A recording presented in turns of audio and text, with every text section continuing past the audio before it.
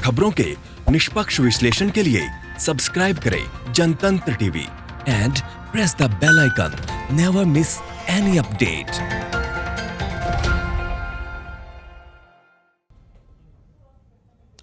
नमस्कार, आज का मुद्दा देख रहा मेरे साथ मैं हूं शंकर दत्त पंत। आपदा में पैकेज वाले इलाज का अवसर, आज चर्चा होगी इसी पर, क्योंकि प्राइवेट अस्पतालों में मानो लूट मची हुई है। आज चर्चा इसी बात को लेकर करेंगे, जिस तरह से देश भर में कोरोना वायरस ने कोहराम मचाया हुआ है। संक्रमित लोगों की संख्या 3 लाख को क्रॉस कर चुकी है। दिल्ली में संक्रमितों का आंकड़ा 30,000 को पार कर गया है। कोरोना से मरने वालों की संख्या भी 1,000 को पार कर गई है। दिल्ली के तमाम निजी अस्पतालों में अचानक सक्रियता भी बढ़ गई है। कोरोना के इलाज के बहाने लाखों का बिल वसूलने के आरोप सामने आ रहे हैं। अस्पताल भी अब इससे बेहद सतर्क हो गए हैं। आलम यह हो गया है कि अब निजी अस्पतालों ने कोरोना के इलाज के लिए बाकायदा रेट लिस्ट भी जारी करनी शुरू कर दी है। इस महासंकट में मैक्स अस्पताल कोरोना का उपचार करने के लिए जो फीस वसूल रहा है वो आपको हैरान कर देगा। जी हां, मैक्स अस्पताल इलाज के लिए मरीजों से लाखों रुपए वसूल रहा है। यह हम नहीं बल्कि खुद इस अस्पताल की लिस्ट बयां कर रही है, जो रेट लिस्ट अस्पताल की तरफ से जारी की गई है। तो आज का मुद्दा हमारा यही होगा कि आपदा में पैकेज वाले इलाज का अवसर।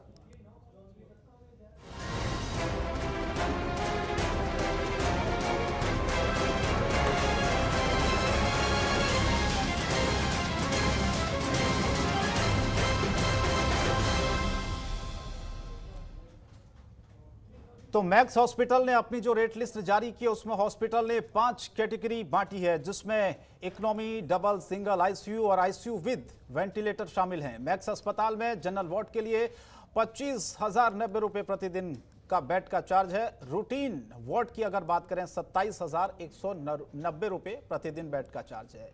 इसके अलावा आइसोलेशन के प्राइवेट रूम के लिए, जो कि एक रूटीन वार्ड होगा, इसके लिए आपको बाकायदा 30,490 रुपये प्रतिदिन के हिसाब से देना होगा। बिना वेंटिलेटर वाले आईसीयू के लिए आपको 53,050 रुपये प्रतिदिन के हिसाब से देने होंगे। वहीं आईसीयू और वेंटिलेटर दोनों की सुविधा के लिए एक दिन का जो खर्च है, जो चार्ज है, वो 72,550 रुपये लगेगा। यानी जनरल वार्ड में कोई मरीज 14 दिन के लिए रहता है तो उसे 3,51,260 रुपये भुगतान करना होगा अस्पताल को। आईसीयू और वेंटिलेटर की सुविधा लेने वाले मरीजों को 14 दिन के लिए 10,15,700 रुपए का भुगतान करना होगा। ऐसे वक्त में जब पूरा देश आर्थिक तंगी से गुजर रहा है, महामारी से गुजर रहा है, लॉकडाउन की वजह से लोगों की कमाई का साधन खत्म होता जा रहा है, करोड़ों लोगों की नौकरियां जा चुकी हैं, इस महासंकट के दौर में मैक्स अस्पताल लाखों रुपए की फीस कैसे वसूल रहा है? क्या ये लोगों से लूट नहीं है? सबसे बड़ा सवाल आज का यही है इस कोरोना काल के संकट में।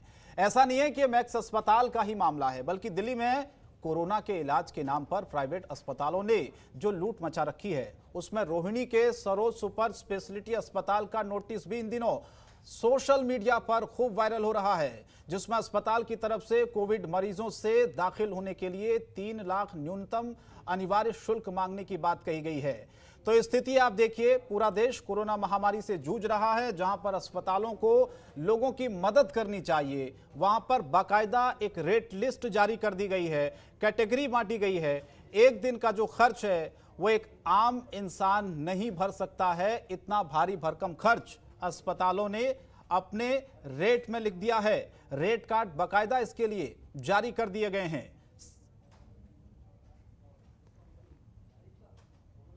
तो जिस तरीके से लगातार प्राइवेट अस्पतालों की लूट सामने आ रही है, उससे सवाल ये उठ रहा है कि आखिर इस कोरोना काल के संकट में अस्पतालों की जो लूट है उस पर आखिर रोक कैसे लगेगी। तो देश में कोरोना वायरस से संक्रमित मरीजों की संख्या लगातार बढ़ती जा रही है, इसमें इजाफा होता जा रहा है। ऐसे में इस वायरस से सबसे ज्यादा प्रभावित राज्यों में से एक दिल्ली में संक्रमण के मामलों में बेतहाशा वृद्धि एक चिंता का विषय जरूर बनी हुई है।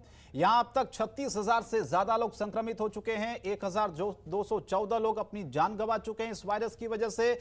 ऐसे में दिल्ली सरकार और आईसीएमआर में तकरार भी देखने को मिल रही है।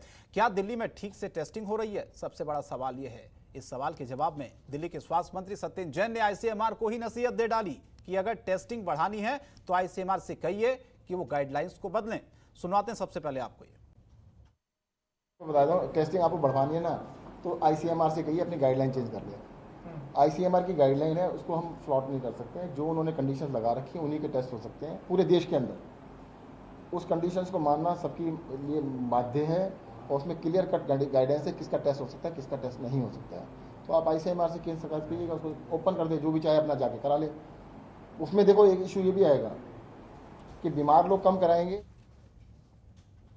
तो सरकारी अस्पतालों का हाल हमसे छिपा नहीं है। पिछले कुछ दिनों पहले आपने लगातार वीडियोस देखे होंगे, लेकिन प्राइवेट अस्पतालों की ये लूट ऐसे वक्त में जब देश कोरोना वायरस के संकट से जूझ रहा है, ये कहां तक उचित है, इस पर चर्चा की शुरुआत करते हैं। दो खास मेहमान मेरे साथ जुड़ गए, परिचय आपका करवा देता हूं। डॉक्टर अरुणा कालरा हमारे साथ इस वक्त जुड़े हैं, बहुत बहुत स्वागत है आपका। पंकज कुमार, राजनीतिक विश्लेषक, भी हमारे साथ इस डिबेट में जुड़ चुके हैं। स्वागत है पंकज जी भी आपका। डॉक्टर साहब, मैं आपके पास आता हूं। अरुणा जी, सवाल मेरा सबसे पहले आप ही से है।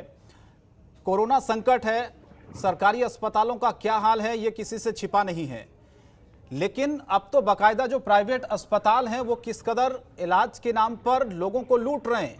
बाकायदा रेट कार्ड जारी कर दिया गया है। मैक्स अस्पताल सहित कई सारे ऐसे उदाहरण हमारे सामने हैं अरुणा जी, जो कि हमने अपनी इस रिपोर्ट में दिखाए थोड़ी देर पहले। मेरा सवाल आपसे सीधा ये है कि क्या ऐसे वक्त में इन प्राइवेट अस्पतालों को इस तरीके से लूट मचानी चाहिए क्या इलाज के नाम पर? मैं पॉलिटिकल नहीं बातें कर पाऊंगी आपके साथ। मैं सिर्फ इतना बता पाऊंगी कि कोरोना काल जैसे आप कह रहे हैं, केसेस बढ़ रहे हैं और एज अ डॉक्टर हम लोग जानते हैं कि 90 से 95% केसेस जो हैं वो घर पर ही डील हो सकते हैं। उनको होम क्वारंटाइन करके और सप्लीमेंट्स देकर और घर पर ही केयर करके वो सावधानी बरत के उनका इलाज किया जा सकता है। आप मॉनिटरिंग करिए टेम्परेचर की और जी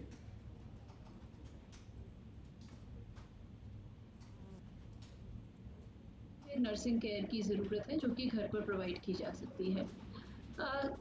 मुझे नहीं लगता, चाहे वो सरकारी हो या प्राइवेट अस्पताल हो, जब हमें सिर्फ 5% ही लोगों को ज़रूरत है हॉस्पिटल केयर की, जो कि हॉस्पिटल्स में भी हमने देखा कि 90-95% लोग हेल्दी होकर चले जाते हैं। पहले अस्पतालों में 14 दिन तक के लिए रखा जा रहा था, फिर उसके बाद सिर्फ 5 दिन के लिए रखा गया कि अगर एसिम्प्टोमेटिक है पेशेंट तो आप उन्हें जी हेलो जी तो ये कि अगर ये बात है कि पेशेंट हेल्दी है और वो घर पर ही केयर टेकर उनकी केयर कर सकते हैं, तो हमें ज़रूरत ही नहीं है किसी भी अस्पताल के बेड को भरने की।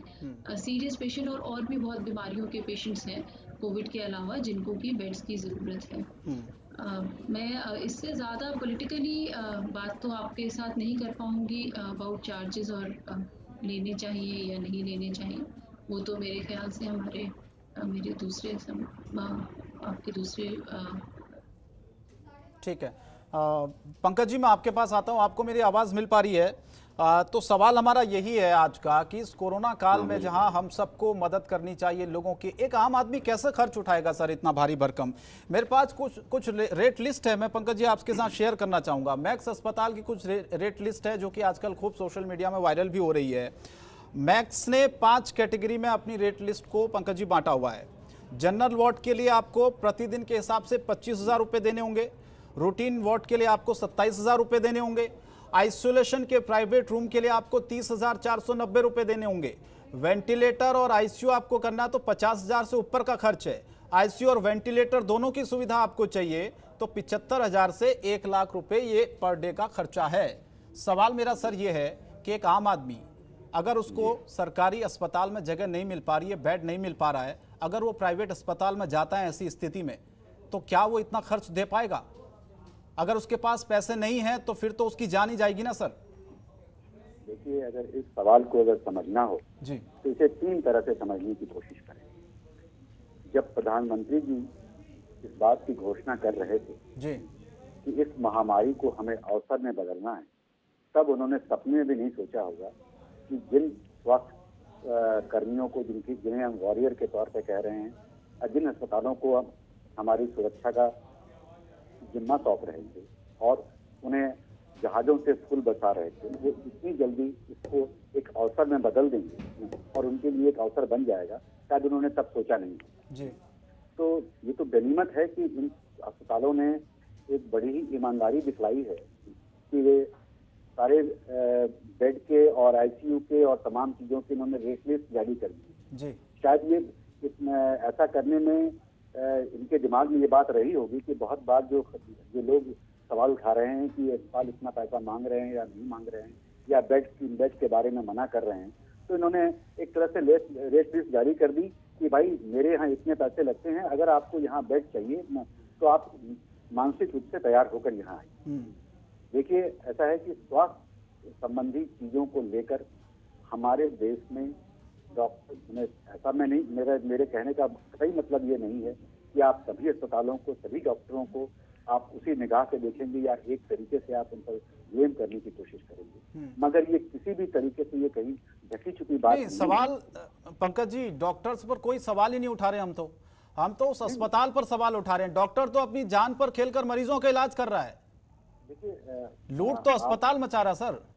देखिए, वही तो मैं कह रहा हूँ जी। डॉक्टर्स या जब से हमारे यहाँ स्वास्थ्य की सेवाओं में जो प्राइवेट पार्टी जो आनी शुरू हुई और जो उनके बड़े बड़े हॉस्पिटल बने, तो जाहिर सी बात है कि इसका कोई एक मालिक होगा, कोई ग्रुप ऑफ मालिक होंगे, उनका एक वेस्टेड इंटरेस्ट होगा, मगर कोई भी हॉस्पिटल डॉक्टर्स के सहयोग के बिना या उसके सहमति के बिना तो नहीं चल सकता है ना। तो ऐसा तो मैं नहीं मान सकता हूँ कि डॉक्टर्स को ये जानकारी नहीं है कि ऐसा हो रहा है या उनके ऊपर जो दबाव ऐसे होते हैं कुछ चीजों को करने के लिए, वो उस दबाव को सहमति से या असहमति से किसी भी तरीके से वो कर तो रहे ही, इसलिए वो भी इसके भागीदार हैं। इसमें आप उसे हटाकर नहीं देख सकते जी। मगर इतना जरूर है कि पिछले काफी लंबे वर्षों से हमारे यहाँ स्वास्थ्य पर अनेकों सवाल उठ रहे हैं। सरकार के पास में इतने संसाधन नहीं है, प्राइवेट हॉस्पिटल पर आपको डिपेंड करना ही करना है। लेकिन सर, प्राइवेट अस्पतालों पर अगर डिपेंड होना है तो इस तरह से लूट अगर मची हुई है, जो बिल आएगा आदमी उसको देखकर ही मर जाएगा सर, कोविड से तो बाद में मरेगा। डॉक्टर अरुणा जी, आप कुछ कह रही थी, आप सहमत हैं इस तरीके से लूट अगर हो रही है प्राइवेट अस्पतालों में ऐसे वक्त में जब पूरे देश में महामारी फैल रही है? आप खुद एक डॉक्टर हैं। क्वेश्चन बिल्कुल डेविएट हो रहा है आप लोगों का। मुझे ये बताइए कि डॉक्टर्स तो अपनी सर्विस प्रोवाइड कर रहे हैं, उनको तो कोई एक्स्ट्रा सैलरी नहीं दे रहे हैं, उनके तो आवर्स ऑफ वर्क भी ज्यादा हैं और वो अपनी जान पर ही खेल रहे हैं। हर वक्त रिस्क तो है ही हमें भी कोविड हो जाने का। तो आप ये तो बिल्कुल भी नहीं कह सकते कि डॉक्टरों की सहमति से कॉर्पोरेट हॉस्पिटल कमा रहे हैं या उनको कोई उसमें परसेंटेज तो नहीं दे रहे हैं ना। वो आप लोग डॉक्टरों को प्लीज अलग रखिए और एक कॉर्पोरेट बिजनेस को अलग रखिए। मुझे लगता है कि ये कंफ्यूजन जो आप क्रिएट कर रहे हैं, एक बात ये कि कभी भी आप सोल्जर वॉर पर जा रहा है, डॉक्टर मरीज को देख रहा है। डॉक्टर्स को तो हम अरुणा जी सलाम कर रहे हैं, कोरोना वॉरियर्स हैं, हम उनको सलाम कर रहे हैं, वो अपनी जान पर खेलकर मरीजों की जान बचा रहे हैं। डॉक्टर्स पर मेरा कोई सवाल नहीं था, मैंने डॉक्टर्स पर कोई सवाल नहीं उठाया। पंकज जी ने इस बात को कहा कि अगर डॉक्टर्स और अस्पताल इस तरीके से पैसा ले रहे हैं, रेट कार्ड जारी कर रहे हैं, तो उनका ये कहना था कि डॉक्टर्स को भी शायद इसकी जानकारी होगी।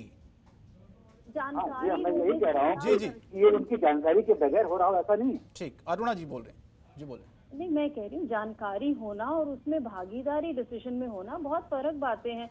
हम लोगों को ह्यूमन रिसोर्सेज की तरह ट्रीट किया जाता है। अस्पतालों में हमें कोई शेयर होल्डर थोड़ी ना बनाया जाता है। आप कहीं हम सिर्फ वहाँ पे नौकरी कर रहे हैं और अपने मरीज देख रहे हैं। तो आप ये इतने बड़े बड़े कॉर्पोरेट हम लोगों से कोई ये थोड़ी ना डिसीजन मेकिंग में हमें शेयर होल्डर बनाते हैं कि इतना पैसा ले रहे हैं या कुछ। तो ये सारी चीजें मैनेजमेंट के देखने की चीज है। हमारा काम हमारे मरीज देखना है और ड्यूटी करना है और हम लोग बहुत ही ऑनेस्ट तरीके से सिर्फ वही करने में विश्वास रखते हैं। हम लोग पैशनेट हैं अपने काम के लिए। तो मुझे लगता है कि एक दिन आप लोग तारीफ करते हैं, अगले दिन आप गिरा देते हैं, वो बहुत गलत बात है डॉक्टरों के लिए। नहीं, बिल्कुल आप अपना मनोबल डॉक्टर अरुणा मत गिराइए। मैं आपको सलाम कर रहा हूं और तमाम ऐसे डॉक्टर्स को हम सलाम करते हैं और हम लगातार कोरोना वॉरियर्स जो लगातार इस मुश्किल की घड़ी में डटे हुए हैं, हम तो फेवर कर रहे हैं आपका। लेकिन मेरा सवाल सीधा अरुणा जी आपसे ये है कि क्या जो लूट मची हुई है, क्या ये जायज है? क्या एक आम आदमी ऐसे रेट कार्ड में इलाज करवा पाएगा प्राइवेट अस्पतालों में? अब देखिए, जैसे हमारे साथी ने कहा कि प्राइवेट हॉस्पिटल ने जो लिस्ट निकाली है, जो वो अफोर्ड कर पाएगा करेगा। अब सही है गलत है, कभी भी किसी भी सिचुएशन का फायदा तो नहीं उठाना चाहिए, मगर कितना उनका इन्वेस्टमेंट है उसमें और वो किस वजह से ये कर रहे हैं, ये कहना मेरा सही नहीं होगा। मुझे कमेंट इस बात पर करना शायद सही नहीं होगा। देखिए, मैं एक बात आपको बहुत टेक्निकल बात ये कहना चाहता हूँ। मेरी आवाज आ रही है आपको? जी पंकज जी बोले, आ रही है आवाज।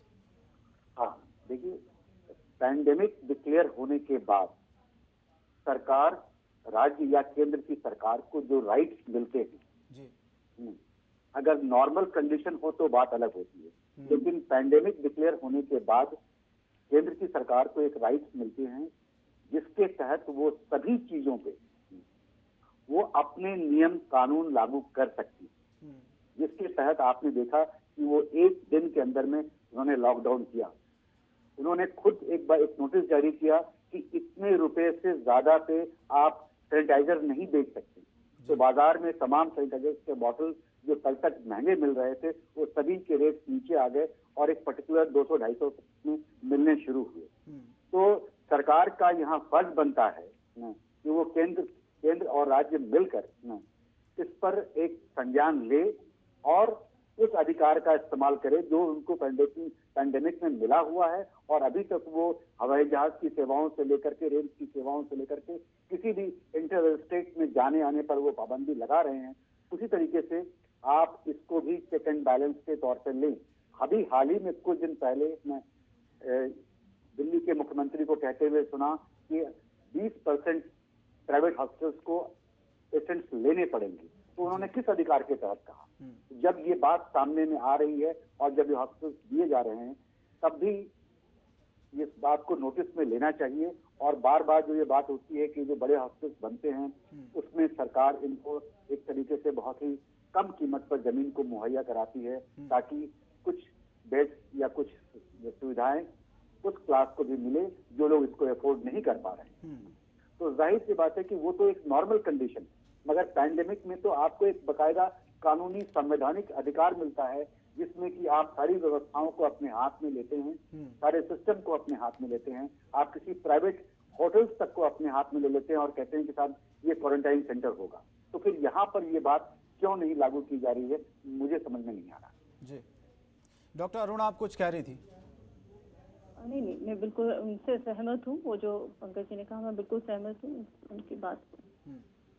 आप सहमत है, लेकिन मेरा आपसे सवाल ये है कि कोरोना है, सामान्य वार्ड में जब मैंने आपको रेट लिस्ट बताई, आपको भी पता होगा, सोशल मीडिया पर भी ये चीज़ें काफ़ी वायरल हो रही हैं।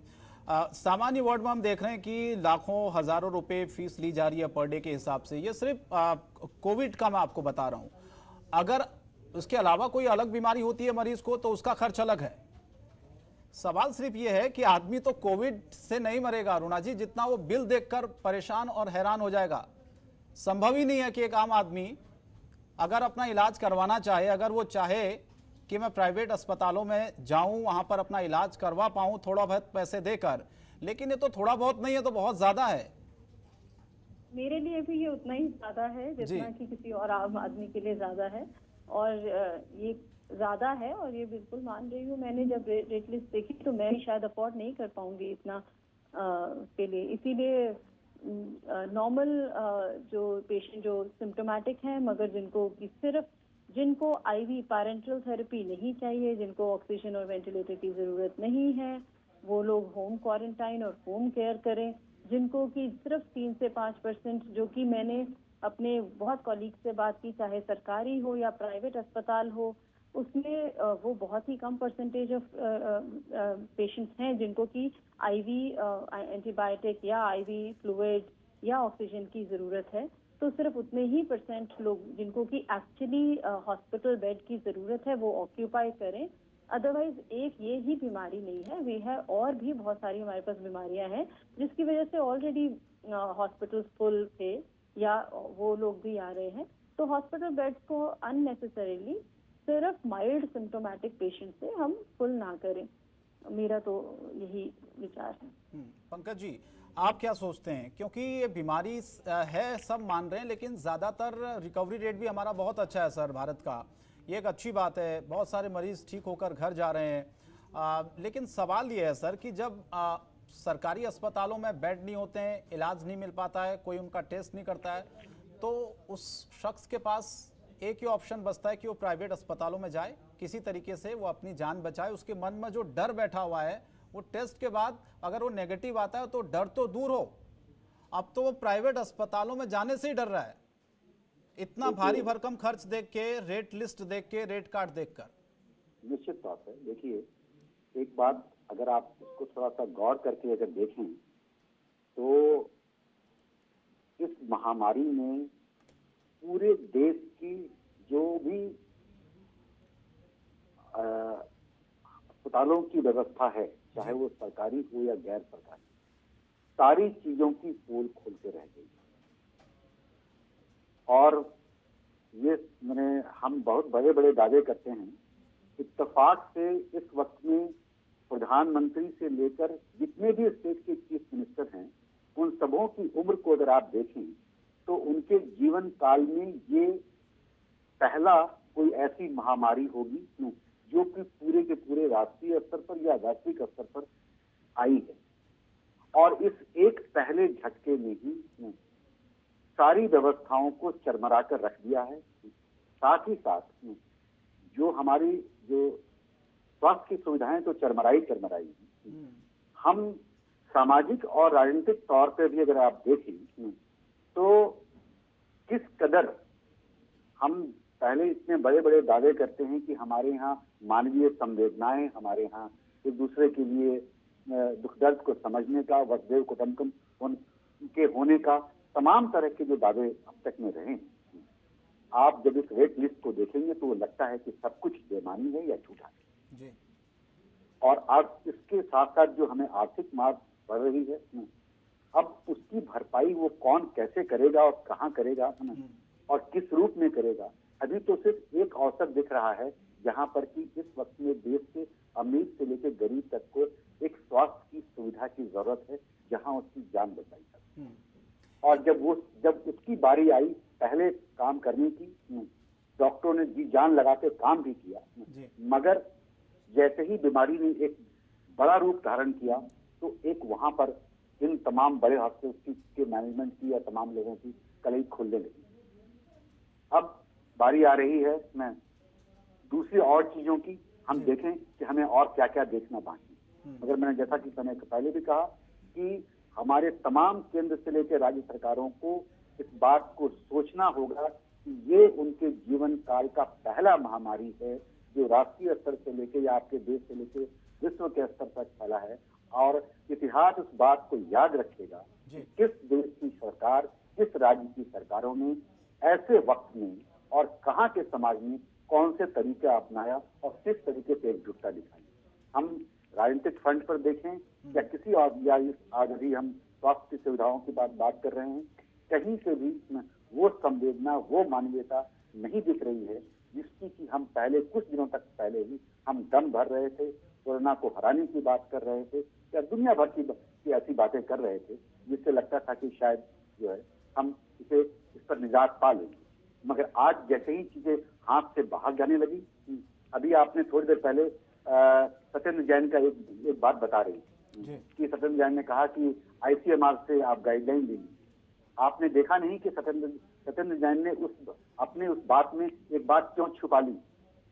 वो अगर इतने ही उनको दिक्कत थी तो उन्होंने इस बात को डिस्क्लोज क्यों नहीं किया कि ICMR ने उनको पहले क्या गाइडलाइन दी। तो एक सरकार दूसरे सरकार के माथे पर खेलना या अपने ऊपर में किसी चीज का इल्जाम नहीं लेना, जब इस तरह की बातें जब चलती रहेंगी तो जाहिर सी बात है कि अवसर सबके लिए होता है। जो जैसा कि हम सब अभी स्वास्थ्य के मामले में देख रहे हैं, और ये बहुत ही दुख और शर्म की बात है। रही बात गरीबों की, आपने पूछा गरीबों का क्या, जब ऐसी महामारी नहीं थी तब भी गरीबों की वही हालत थी जो आज है। हम आज ये कह सकते हैं कि आज वो बदतर है। सड़कों पर जब लोग के हुजूम निकले थे पैदल जाने के लिए, तब दिखाई दिया था कि हम कितने तरह की व्यवस्था में और कैसी व्यवस्था में हम रह रहे हैं। तो जाहिर सी बात है कि गरीबों की हालत तो तब भी पतली थी और आज भी पतली थी। और इस महामारी में तो अभी तो सिर्फ बड़े शहरों के नाम आ रहे हैं, छोटे राज्यों के नाम, चाहे वो बिहार के हों या बंगाल के हों या दूसरे अन्य जगहों के नाम, या वहाँ के स्वास्थ्य सुविधाओं की व्यवस्था की बातें तो हो ही नहीं रही है। अभी तो सिर्फ जो चार बड़े शहर जो मुख्य कोरोना के केंद्र बने हुए हैं, जिसमें कि दिल्ली, बॉम्बे, पुणे, अहमदाबाद, सूरत, आज हम इन्हीं पर ज्यादा चर्चा कर रहे हैं। मगर आप राज्यों के पर जाएं जहां पर एम्स जैसी सुविधाएं नहीं है, तो आप वहां जाकर देखें कि वहां क्या हालत है। बिल्कुल सही कहा आपने, और स्थिति इतनी ज़्यादा ख़राब है। और अस्पतालों में आप देखिए सर, कुछ दिन पहले हमने अस्पतालों के वीडियोस भी देखे थे। अस्पताल के अंदर जो एडमिट थे मरीज, उन्होंने खुद वीडियोस भेजे और दिखाया कि किस तरीके की व्यवस्थाएं वहां पर हैं। तो इससे साफ जाहिर होता है कि इस कोरोना ने अस्पतालों की जो व्यवस्थाएं हैं उसकी भी पोल खोलकर रोक दी है, और स्वास्थ्य व्यवस्थाओं का जो हम दम भरते हैं उसकी सच्चाई हम सबके सामने आ गई। बहुत बहुत धन्यवाद डॉक्टर अरुणा जी और पंकज कुमार जी। वक्त की कमी है, माफी चाहता हूँ, इस डिबेट को आगे नहीं बढ़ा पाएंगे, लेकिन इस कोरोना काल के संकट में सवाल हमारा यही था कि जहां पर लोगों को मदद करनी चाहिए थी, कम खर्च में इलाज होना चाहिए था, वहां पर प्राइवेट अस्पतालों ने बाकायदा एक रेट लिस्ट तक जारी कर दी है, जिसमें लाखों रुपए पर डे के हिसाब से आपको बिल देना होगा, पैसा देना होगा, जो कि एक आम आदमी के बस की बात नहीं है। ऐसे में वो करें तो क्या करें, सबसे बड़ा सवाल है। तो बहुत बहुत धन्यवाद आप दोनों हमारे साथ जुड़े। फिलहाल आज के लिए इतना ही, लेकिन देश दुनिया की तमाम बड़ी खबरों के लिए आप बने रहिए जनतंत्र टीवी के साथ। नमस्कार।